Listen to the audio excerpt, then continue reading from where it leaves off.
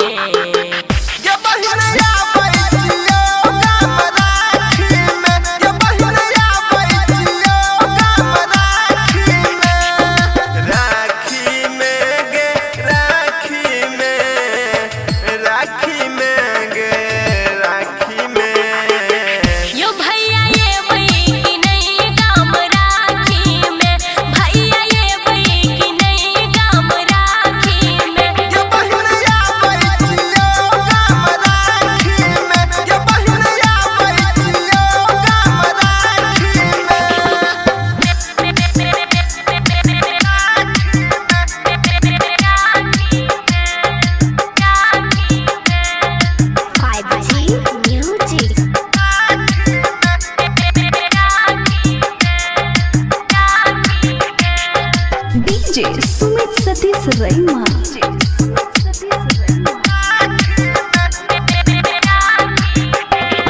सुना छै कते दिन से कलाई लेबे की बहन तू राखी बन्हाई के बहन बोल राखी बन्हाई। हमरा नहीं चाहे भैया राखी के मोल यो भाई बहिन के छै पावन न मोल यो राखी में यो राखी में राखी में यो राखी में यो भैया ये बई की नहीं गाम राखी में भैया ये बई की नहीं गाम राखी में ये बहिनिया बैठियो गाम राखी में ये बहिनिया बैठियो गाम राखी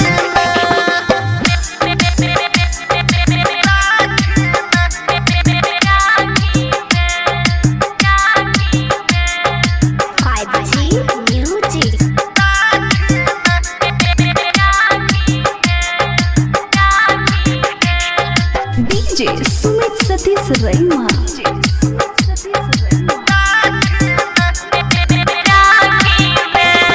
सुमन सोना तू ये ना नहीं रुस गे या बैठो जीवच भजो न खुश गे या बैठो जीवच भजो न राइटर मुकेश भगत आब गेलै गाम यो रवि अमित भैया छोड़या काम यो राखी में